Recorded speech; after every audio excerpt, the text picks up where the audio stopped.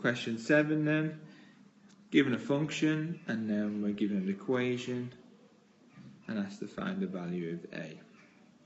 So what do we know then? We know we can work out f of 3, f of minus 2, f of 1, and then we're going to be left with something in here that we don't know. So let's go along then. F of 3 is going to be 4 times 3 plus 2, so 14. F of minus 2 is going to be 4 times minus 2, so minus 8 plus 2, so minus 6. F of 1 is going to be 6. And they're going to be equal to f of a plus 2, which is replace that x with a plus 2.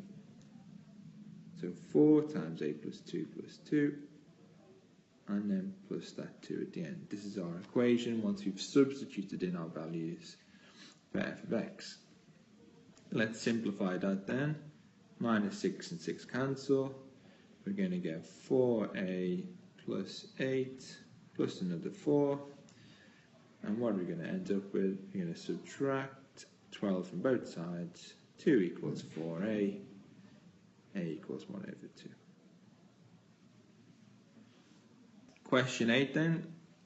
Doesn't give a function h of x, but gives the function h of x minus 8.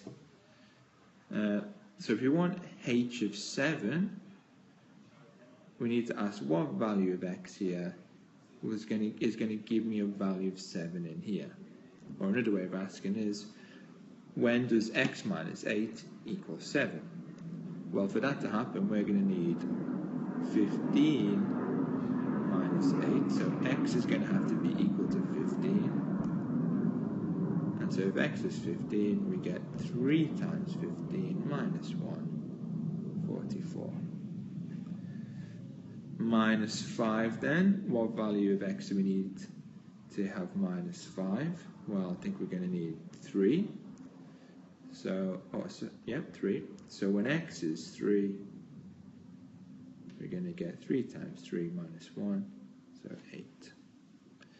What about 2? Well, if we do it the long way, we're going to need 10 minus 8, so that means x, let's rub that out.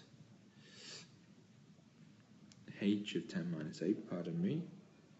So x has to be equal to 10, so 3 times 10 minus 1, we've got ourselves 29.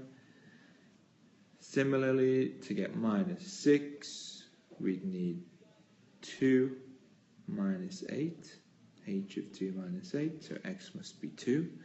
3 times 2 is 6, minus 1 is 5. And then last but not least, we've got f of x equals 5x minus 4. It says find the set f of, and then an interval, minus 3 to 9. Well, what we know about this function is that it's a straight line. Something like this. So, when we want to input an interval, what we're going to do then is, obviously we're not going to input every single infinite value between minus 3 and 9, is that my set, f of this interval, is also going to be an interval. So what I need to find is the smallest and the biggest values of that interval. So what I'm going to do then is I'm going to input minus 3 into f of x, so f of minus 3, which is going to give me 5 times minus 3, minus 15, minus 4, minus 19. And I'm going to enter the upper limit of the interval into my function 9. So 5 times 9, 45, minus 4, 41. I just missed a minus off there. And now we know that our smallest value is minus 19. Our biggest value is 41 in our range set. And so we can write that down using interval notation. Minus 19 to 41, including both values, would be our range set.